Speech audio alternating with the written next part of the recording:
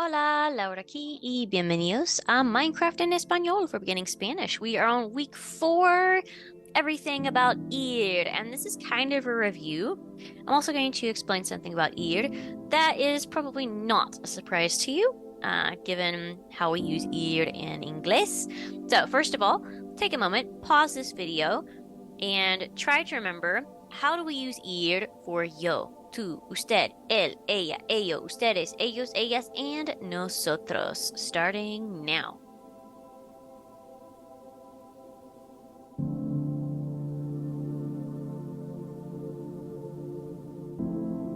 Okay, so hopefully you said, yo voy,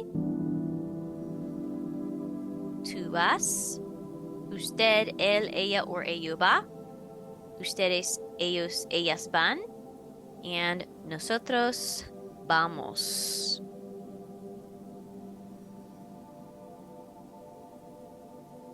All right, so we have another way that we can use ir, and this is why it is super important to practice using this verb.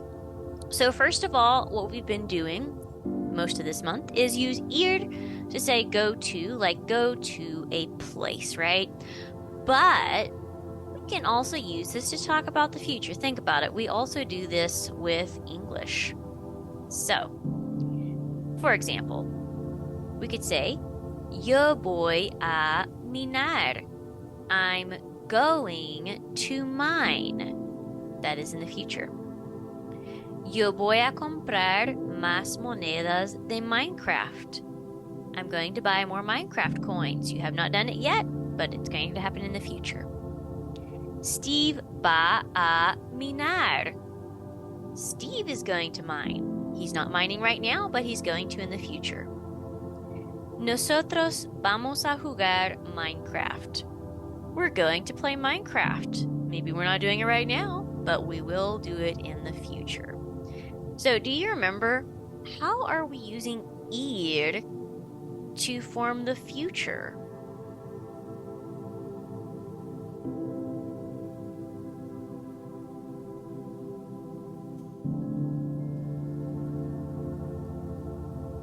Okay, hopefully you thought or said something like this. So our subject plus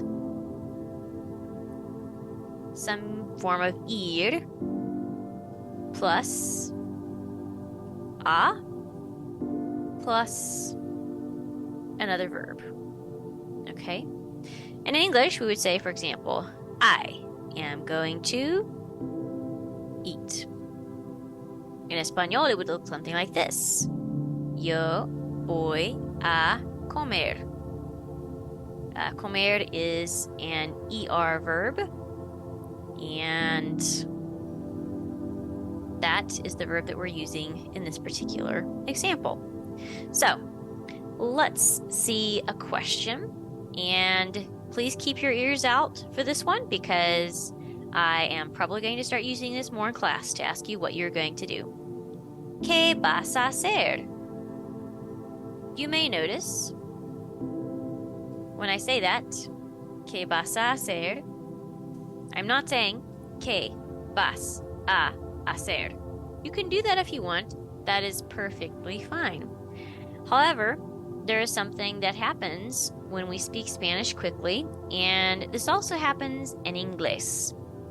And when there are certain sounds, they tend to all run together. So it can be a little bit difficult if you're listening to a native Spanish speaker, especially. It can be difficult to pick apart the words because it may sound like just one word. Because if I say, ¿qué vas a hacer? It sounds like I'm saying, ¿qué vas a hacer? Literally. And that is because we don't pronounce the H, and then we have two A's there. And as I said, this is something that also happens in English. If you have a letter that's a consonant at the end of one word, and the letter that follows that is a vowel or makes a vowel sound, the words tend to link together. So, just a fun fact, and if you are really trying to work on improving your pronunciation, try to keep that in mind. Kind of a good example of how this would be in English. We could actually use the question right below this. So, what are you going to do? What are you? All of these are just kind of melding together. And for someone who's actually trying to learn English, it sounds like, what are you? Almost like just one word by itself. So, if you want to improve your Spanish pronunciation, try to say things a little bit more fluidly. So, for example, instead of saying voy a, try to say voy a, as though it's just one word together. And that will actually help you quite a bit with pronunciation. So, take just a moment before we finish our review today and see if you can think of things that you could say you are going to do with voy a plus any kind of verb that you already know. And feel free at this time to take a moment and look up some verbs if there are some that you would like to know or think would be especially helpful. And that is all for our review today. So if you need to, pause the video now. As always, muchas gracias por venir al repaso y nos vemos en la clase. Hasta luego.